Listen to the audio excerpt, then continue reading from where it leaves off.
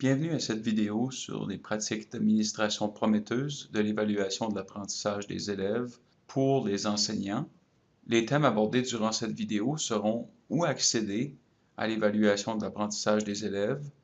Nous parlerons ensuite des spécifications techniques afin de pouvoir préparer les appareils et le réseau que vous utiliserez pour compléter les évaluations. Nous discuterons ensuite l'importance du numéro d'identification de l'élève, qu'on appelle aussi ESN, le matériel utile pour les évaluations.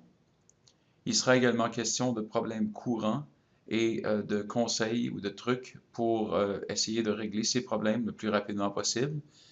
Et finalement, on parlera de dates clés et de qui contacter en cas de difficultés techniques, de questions ou de commentaires. Les élèves, comme les enseignants, accèdent les évaluations depuis une adresse unique.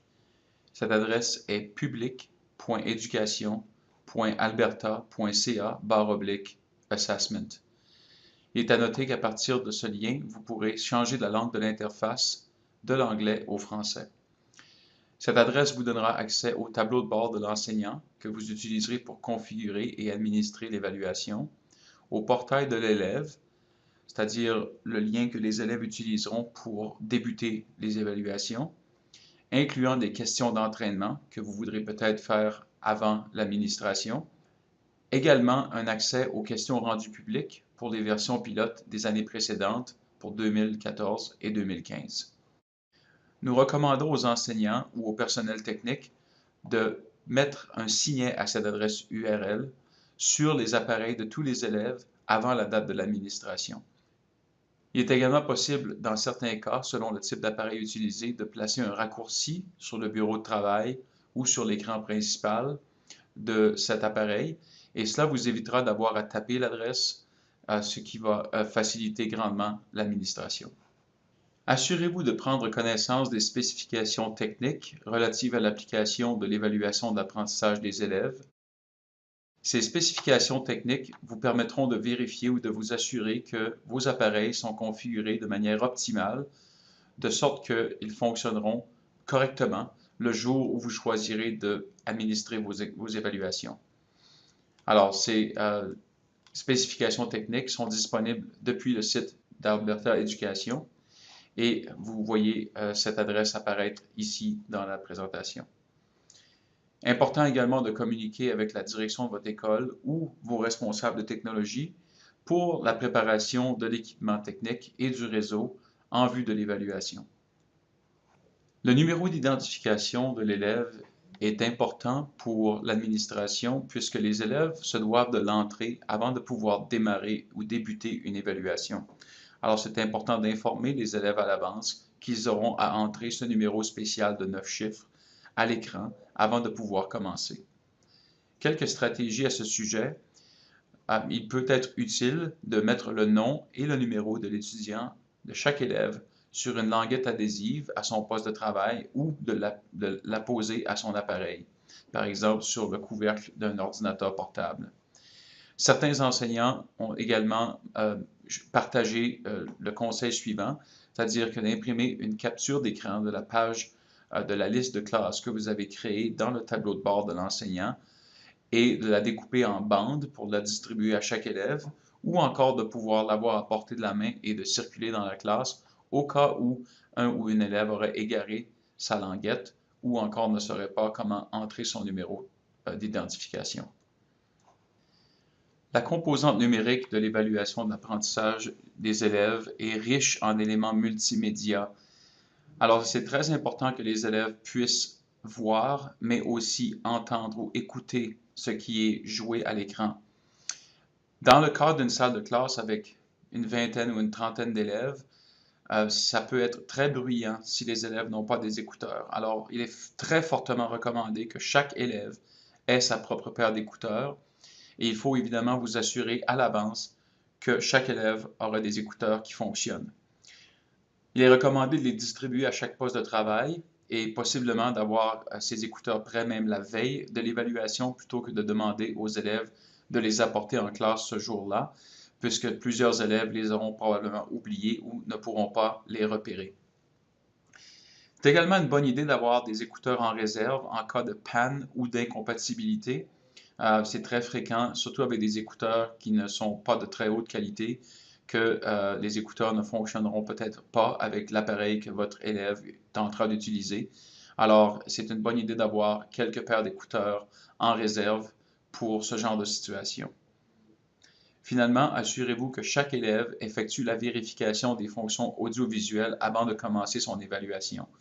Donc, quand l'élève clique Débuter l'évaluation et une fois que l'élève entre son numéro d'identification de 9 chiffres, on demande à l'élève de visualiser un clip audiovisuel qui permet de voir si l'appareil en question peut non seulement jouer de la vidéo, mais également la partie sonore qui accompagne les clips qui sont incorporés dans les questions.